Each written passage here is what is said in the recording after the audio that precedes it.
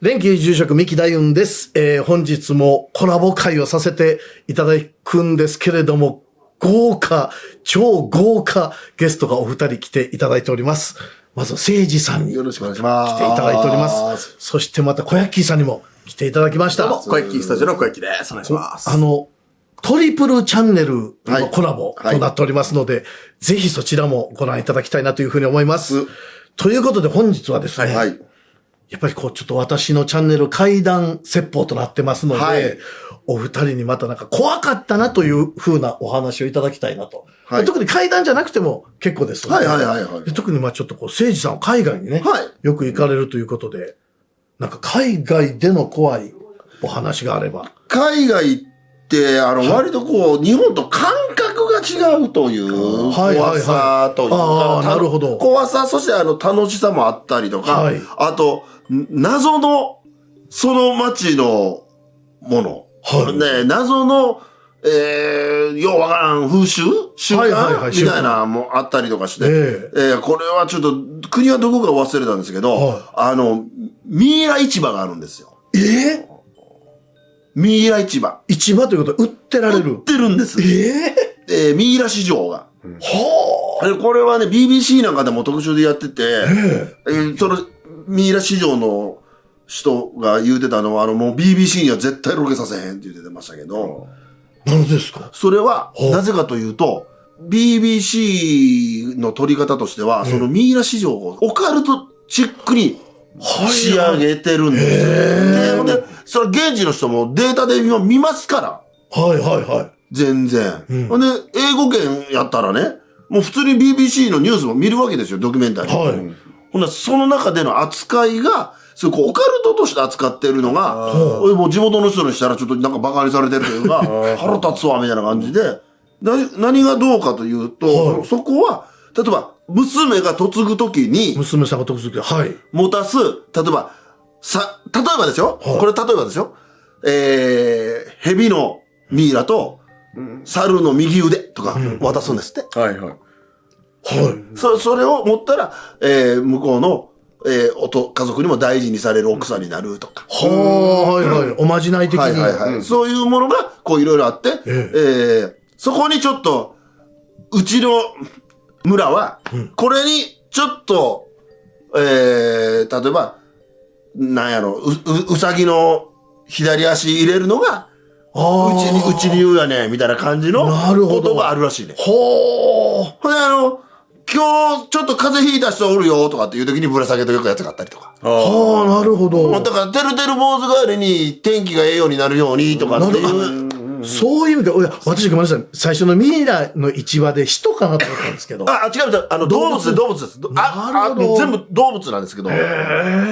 猿の首とか。全体売ってたりとかもするんですけど、バラバラにしたのも売ってるんですけど、そういうのも、本当に、文化というか、未だに京都だけ、スズメ売ってるじゃないですか。京都だけでしょ？そうなんですか？そうです。今は、大阪もね、一部売ってるとこありましたけど、ほぼ今、京都以外で見えへんよね。外国はね、ミイラを儀式とかにも使う。神聖なものだったり、縁起物だったりするので。なるほど。そういうことです。ちなみに漢方の世界では、ちょっとうつの病気とかには、オットセイの脳みその黒焼きとかが効くっていうのとか聞いたことありますけどね。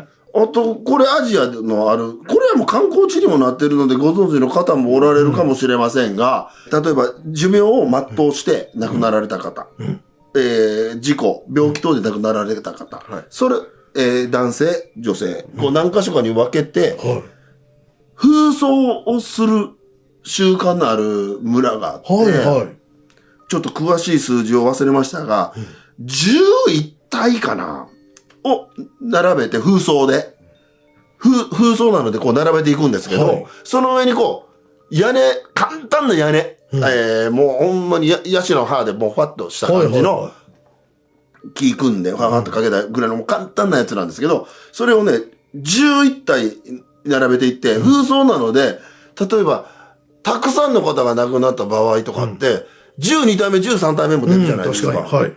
もうそれは置いていった順番なので、封装されてなくても、ロケット鉛筆みたいに出ていくわけ、こう。もう新しいのが入ったら、辛い。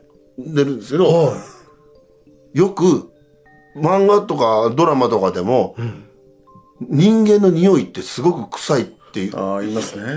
そうなんです。わかります。言うでしょ？わかります。そこ、深呼吸できるんです。なぜかというと、その村にしか生えてない木があるんです。それが防臭。脱臭するんですよ。なるほど。で、もうその木が、ほんまにその国のそのところだけあって、その木のそばに並べてる。もうね、その木の周り、頭蓋骨だらけなんです。今まで何百年も何百年、何十年か、まあ、100年ですわね。前年はないと思うんだ。何百年か死んだ人が、バーッと頭蓋骨がもう積み重なってるんです。で、それが別に虐殺されたとか、そういうことじゃなくて、普通に、葬儀としてその形になってて、ほんで、そこで、もう僕もびっくりしたんだけど、一切匂わないです。それもすごいなぁ。だからそんなもん、まあ、それもアジアですけど、あとは、アフリカ行くと、もう、歴史的に、内戦とかでもむちゃくちゃされてる人とかいるんで、もう、ダイヤモンドの利権で内戦って、まあ、映画化もされた、シオラレオネっていう国があって、それ行った時には、家に、赤いバツとか、空港からずっと街中行く途中にね、内戦明けて、まあないし、もうバラク小屋に住んではる人とかもいるんですけど、そこに、赤いバツとか書いてる。全部の家に書いてるんじゃないんですよ。何軒かに一軒、みたいな感じで、それ、なんこれって、コーディネーターに、赤いバツ何って聞くと、知らん。いや、知らんわけないでしょ。絶対知ってますね。知らんわけないでしょ。だからコーディネーターしてるぐらいから、その国では、やっぱ賢いというか、よその国の情報もちゃんと持ってはる人やから、多分自分の国にとって恥ずかしい習慣、ルールなんやと思うんですよ。だから、言いたくない。よその国の人間には言いたくない。だから、でも時折この、バツっていうのが、気になる。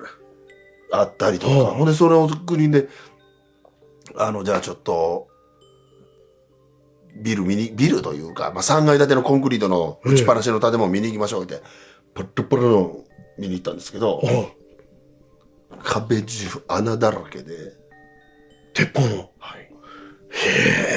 何ですかこれって言ってたら、そこに逃げ込んだら、助かると。だから言うて、村中の人がそのビルの中に隠れて、そこを敵がそのまま撃ってしたっていうビルがそのまま残ってて、で、その後を案内してくれた方が、子供の時に、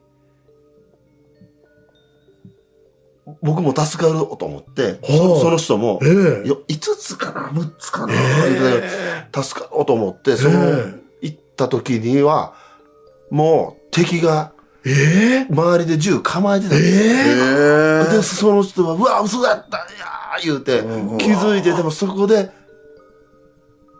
僕、みんな、騙されてるよ逃げろって僕、声出しそうになったんやけど、その時に、出したら自分殺される思ったから、出さずに逃げたっつって、俺、やっぱ、人間としてどうやろうみたいな、言うから、いやいや、もうそれはもうお前も正しいって言って、だから、そこにおった人、全部の分も幸せになれってお前は言うて。本当ですね。そうか、言うてはったけど、わかったーっつって。だから、そのね、建物そのまま残ってて、そんなことがあったっていうのは知ってるはずなのに、もう、冊子も何にもない。ただ玄関も何にもない。いつ崩れるか分からへんような階段。そこに3世帯住んでるんです。はい。ガスも水道もないんですよ。そこでチャコールでご飯作ってた。もう本当にね。ほんまに、にそういうのが、リアルに、残ってます。いやでも、もう誰も得しないというか戦争って。そうです。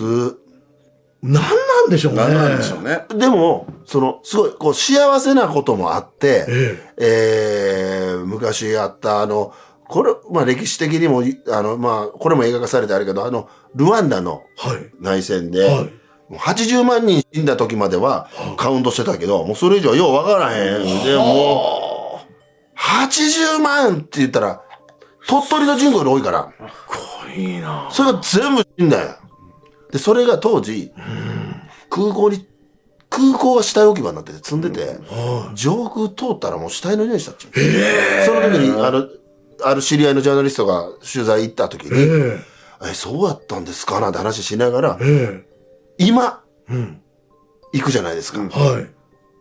その内戦を映画化したホテルルワンダっていう映画があるんですけど、ホテルルワンダの中にも出てくる象徴的なプールあるじゃないですか。あそこまだ残ってるんですよ。そこで、今、白人も俺らみたいな黄色人種も、黒人も泳いでる。うわー、素晴らしい。そうなんです。ルワンダは今ね、女性一人でも旅ができる国、ベスト10に。すごい。入ってるんです。そうなんや。だからそういう悲しいことがあったけど、それ乗り越えて、こう、ハッピーなことも、うまいこと言ってる国もあるというね。なるほどね。悲しいことだけじゃなくて。やっぱり悲しいとか、苦しいとかっていうことを、いい方向に変えればまた、人類めちゃめちゃ良くなりますしね。いやー、いい話を。それは、そういう。いや、めちゃくちゃなんかもう。ぜひぜひ、ルワンダ行ってもらったら。本当ですね。いや、僕ね、ルワンダいいと思いますよ。私、ちょっとこの話したら、ちょっとカットされるかもしれませんけど、石川の震災あったじゃないですか。あの時に家族皆さん亡くなってられる方がおられて、お父さん、ご主人一人だけ残った。取材。取材受けたはったでしょ。僕がなんでこんな目に遭わなあかんねんって。めっちゃ泣いたはったです。で、その後息子さんとかご遺体が出てきて。で、また取材行かはるんですよ。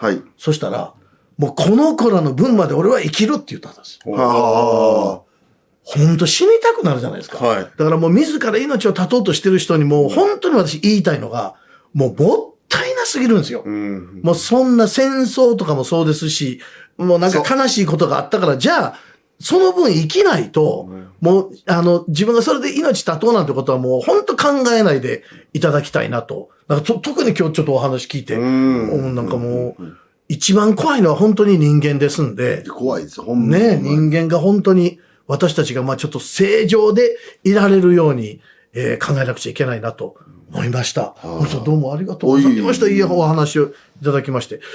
次回また、今度は小焼さんしていただこうと思いますので、本日はこれでどうもありがとうございました。ありがとうございました。